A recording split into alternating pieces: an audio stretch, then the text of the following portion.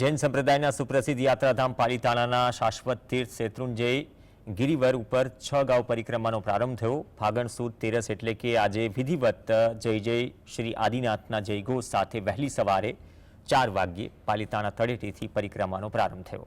આ 6 ગાંવની યાત્રામાં દેશ ઉપરાંત સમગ્ર વિશ્વમાંથી હજારો યાત્રિકો જોડાયા।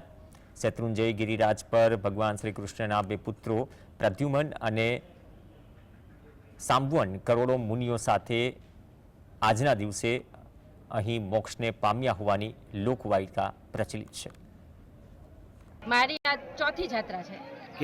કેવી યાત્રા રહી તમારી? બહુ સરસ રીતે રહી, કઈ કરતા કશી તકલીફ નથી પડી અને સ્વયંસેવકોની બધી સગવડ બહુ સરસ છે। વ્યવસ્થા બહુ સારી છે। આખું સંકુલ સારામાં સારી રીતે ડેવલપ કરવામાં આવ્યું છે અને યાત્રાળુઓને ઓછામાં ઓછી અગવડ પડે અને સારામાં સારી સગવડ પડે એ માટે પેઢીએ વ્યવસ્થા કરી છે।